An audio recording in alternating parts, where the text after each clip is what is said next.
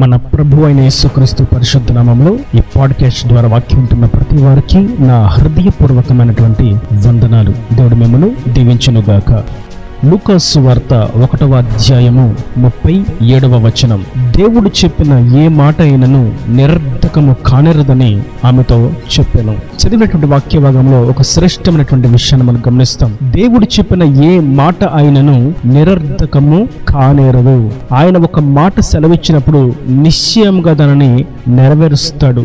మాట ఇచ్చిన వాడు దానిని నెరవేర్చుటకు సమర్థుడు, శక్తి కలిగిన వాడు. వాగ్దానము చేసిన వాడు దానిని నెరవేర్చుటకు, దానిని సఫలపరచుటకు బలవంతుడు, భీకరుడై ఉన్నాడు. ఆయన మాట ఇచ్చి నెరవేర్చువాడే గాని మాట తప్పే దేవుడు కానే కాడు. ఆయన యొక్క మాటలను మనం గమనించినట్లయితే ఎన్నో అద్భుతమైనటువంటి, ఎన్నో ఆశ్చర్యమైనటువంటి అనుభవాలు మనకు తటస్థిస్తూ ఉంటాయి. ప్రత్యేకంగా ఈ యొక్క అధ్యాయాన్ని మనం చూసినట్లయితే ఈ మాటను మరియతో దూత సెలవిస్తున్నాడు. ఆ దూత మరియతో సెలవిస్తున్నటువంటి విషయం ఏదనగా, నీవు గర్భవతివై కుమారుని కంటావు.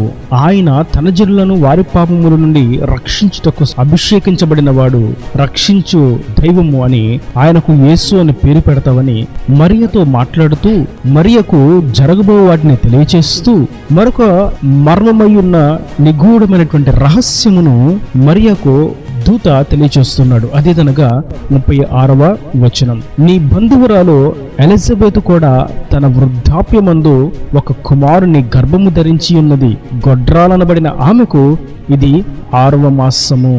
ఎంత అద్భుతమైనటువంటి విషయం అనగా, ముసలి వయసులో గొడ్రాలుగా ఉన్నటువంటి ఎలిజబెత్ అనేటువంటి ఒక స్త్రీకి ఆమె గర్భము దాల్చి ఇది 6వ మాసము అని దూత తెలియచేస్తున్నాడు. ఇది ఎంత ఆశ్చర్యము.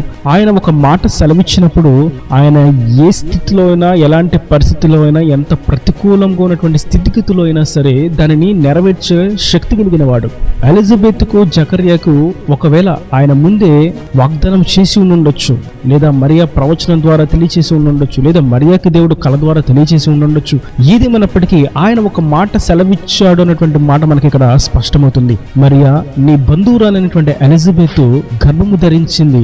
గొడ్రాలనబడినటువంటి ఆమెకు ఇది 6వ మాసము అని తెలియజేసినప్పుడు ఆమెకు ఒక మాట ఇంతకు ముందే మునిపే దేవుని వాగ్దానము తనకు ఇవ్వబడినది అన్న సంగతి మనకు అర్థమవుతుంది. అయితే అక్కడ మనం గుర్తించవలసినటువంటి పాఠ్యం ఎదురుగా, ఆ వాగ్దానం నెరవేర్పు కొరకు యవ్వన కాలం నుండే వారు ఎదురు చూస్తూ ఉన్నప్పటికీ వారు వృద్ధాప్యములకు వచ్చిన తర్వాత కూడా వారికి ఆ కార్యం జరగకపోవడం చేత నిరాశ, నిస్పృహలు ఉండొచ్చు. కానీ దేవుని యొక్క సత్యవాక్కు నిరర్ధకము కానేరదు అని రుజువుపరచడానికి మరొకసారి ఆ తరములో ఎలిజబెత్ యొక్క గర్భము తెరవబడింది. మనం పాత నిబంధన గ్రంథంలో చూస్తాం, మన పితరులైనటువంటి అబ్రహాము, శారా యొక్క జీవిత చరిత్రలో వారు ముదిమి వచ్చిన తర్వాత వారు నిండు వృద్ధాప్యంలో ఇస్సాకు అనేటువంటి కుమారునికి జన్మనిచ్చారు. దాని అర్థం అబ్రహాముకు దేవుడు ఎప్పుడో వాగ్దానం చేశాడు, కానీ వారు వృద్ధాప్యములకు వచ్చిన తర్వాత ఆ వాగ్దానం నెరవేర్చబడుతుందా అనేటువంటి సందిగ్ధంలో, అనాలోచనలో, ఆందోళనలో, దిక్కుతోచని స్థితిలో బాధపడుతున్న వారితో ప్రభు సెలవిస్తున్నారు,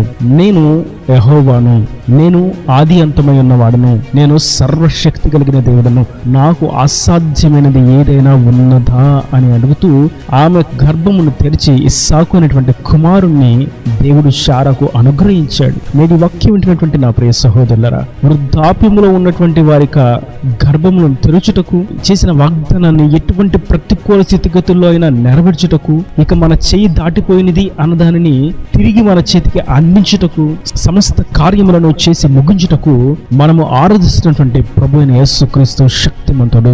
ఇక్కడ మనం గుర్తించవలసినటువంటి మరొక పాఠ్యం ఏదనగా, ముసలి వారి ద్వారా, గొడ్రాల ద్వారా, వృద్ధాప్యములో ఉన్న వారి ద్వారా సంతానోత్పత్తి కలుగు చేయగలిగినటువంటి ప్రభు అసలు పురుషుని ఎరుగని కన్యక ద్వారా కూడా గర్భాన్ని కలుగు చేయగలడు అని. మరియా యోసేపుతో ప్రధానము చేయబడినది అనగా ఆమె ఇంకా పురుషునితో ఏకము కాకమునపే, ఇంకను కన్యకగా ఉండగానే, ఇంకను విడిగా ఉండగానే, ఇంకను ఆమె పవిత్రంగా తన దేహమును, తన జీవితమును కాచుకుంటూ ఉండగానే పరిశుద్ధాత్మ ద్వారా మరియ యొక్క గర్భము తెరవబడింది. పాత నిబంధనలో మనం చూస్తాం, వృద్ధాప్యములో ఉన్న వారి యొక్క గర్భము తెరవబడుట. క్రొత్త నిబంధనలో మనం చూస్తాం, వృద్ధాప్యములో ఉన్న వారి యొక్క గర్భమును తెరుచుట మట్టుకే కాదు గాని ఆయన శక్తి సామర్థ్యతలు ఎప్పటికీ లెక్కించలేము, అంచనా వేయలేము అన్నదానికి మరొక నిదర్శనముగా కన్యకగా ఉన్నటువంటి మరియ యొక్క గర్భము తెరచుట.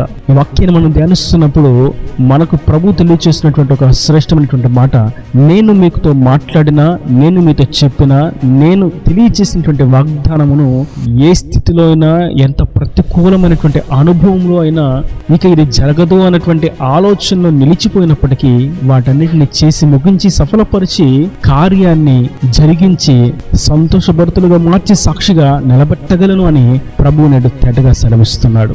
ఎందుకంటే మనం రోమియోలకు రాసినటువంటి పత్రిక 4వ అధ్యాయము 21వ వచనంలో చూస్తాం, వాగ్దానం చేసిన వాడు దానిని నెరవేర్చుటకు సమర్థుడు. ఎందుకంటే మాట ఇచ్చింది ఆయనే కాబట్టి దానిని నిశ్చయంగా నెరవేరుస్తాడు. చుట్టూ ఉన్న వారికి ఆశ్చర్యము కలిగించే విధంగా ఈ జీవితంలో ఇటువంటి కార్యము జరుగుతుందా అన్నటువంటి ఆలోచనే లేదు, కానీ ఇటువంటి కార్యమును వారు ఆరాధిస్తున్నటువంటి దేవుడు జరిగించాడే అనేటువంటి సాక్ష్యాన్ని ఒప్పుకున్నట్లుగా, ఇంకను అవమానించిన వారు, హేళన చేసిన వారు, గేలి చేసిన వారు సైతం ఆశ్చర్యపోయినట్లుగా, వారు చేసిన ప్రయత్నాలన్నీ విఫలమైపోయి నిరుపయోగులుగా మిగిలిపోయినట్లుగా ప్రభు చేసి ఆయనను ఆరాధిస్తున్న తన జన జీవితంలో వాగ్దానమును నెరవేర్చు శక్తిమంతుడు.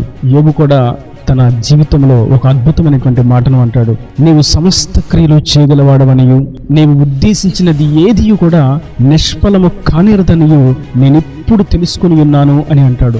ఎప్పుడు అంటున్నాడంటే ఆ మాట, తన సంతతి మొత్తాన్ని కోల్పోయి, తన ఆస్తిని అంతటిని కోల్పోయి, తన గౌరవమును మర్యాదను సమస్తమును కోల్పోయి, ఆరోగ్యమును సహితము కోల్పోయి, ఉన్న ఒక్కతోడు అయినటువంటి భార్య ద్వారా ఇబ్బందులు ఎదుర్కొని అందరి చేత తృణీకరింపబడిన వాడుగా ఉండి ఇప్పుడు అంటున్నాడు, సమస్త క్రియలను చేయ శక్తి కలిగిన వాడు, నీవు ఉద్దేశించినది ఏది నిష్ఫలము కానేరదు. నేను అనుకున్నాను నా బిడ్డలకు నా ఆస్తి పోయింది, నా ఆరోగ్యం పోయింది, నాకు సమస్తమును కోల్పోయిన వాడుగా నేను మిగిలిపోయాను అని అనుకుని ఉండగా నీవు నా పక్షమును నిలబడి నీవు సమస్త క్రియలు జరిగించి నీ ఉద్దేశించినది ఏది నిష్ఫలము కానేరదని నా జీవితంలో ఒక రుజువును కనపరిచావయ్యా అని యోబు తన యొక్క స్వీయ సాక్ష్యాన్ని తన గ్రంథంలో పంచుకుంటున్నాడు. నేటి వాక్యం వింటున్నటువంటి నా ప్రియ సహోదరులారా, దేవుడు ఏ ఏ వాగ్దానాలను ఎప్పుడెప్పుడు చేసి ఉన్నారో వాటన్నిటిని ఒకవేళ మనం మర్చిపోయి ఉండొచ్చు, కానీ ఆయన మర్చిపోడు. వాటన్నిటిని గూర్చి మనం ధ్యానం చేయుట విడిచిపెట్టి ఉండొచ్చు, కానీ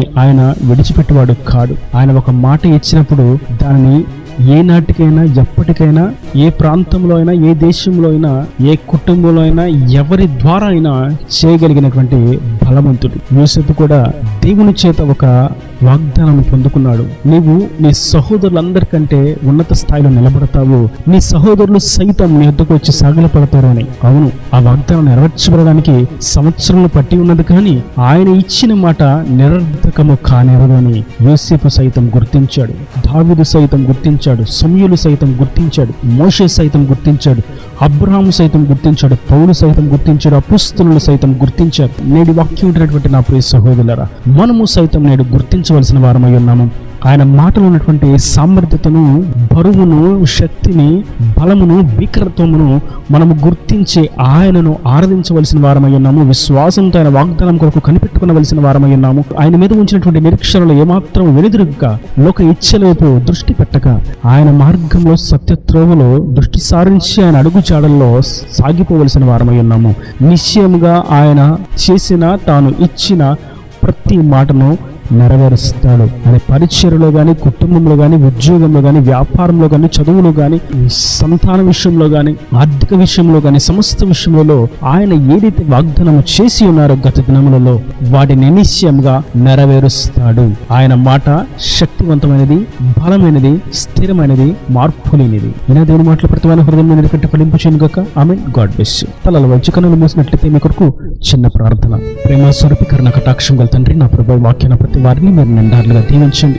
దేవుడు ఇచ్చినటువంటి ప్రతి మాట నిరర్ధకము కాదు, అది ఖచ్చితంగా నెరవేర్చబడుతుందని మీ యొక్క వాక్యము ద్వారా మాతో మరలా ముచ్చటించి తెలియచేసిన విధానాన్ని బట్టి మీకు స్తోత్రం. వాక్యం ప్రతి వారి జీవితంలోని వాగ్దానాలను మీరు నెరవేర్చండి. ఇంకను ఈ వాక్కు చేత వారు ప్రోత్సాహపరచబడినట్లుగా, బలపరచబడినట్లుగా, స్థిరపరచబడినట్లుగా, విశ్వాసంలో ఉజ్జీంపచేయబడినట్లుగా మీరు సహాయం అనుగ్రహించి వారిని మీ సన్నిధిలో సాక్షిగా నిలబెట్టండి. ఇంకా వారి ప్రతి అవసరతను అక్కర్ను నీ మహిమలో తీర్చి మీరు అక్కడ రాజ్యాన్ని సిద్ధపరచమని యేసు పరిశుద్ధ నామమున ప్రార్థించి వేడుకుంటున్నాను తండ్రి. ఆమేన్. ఆమేన్.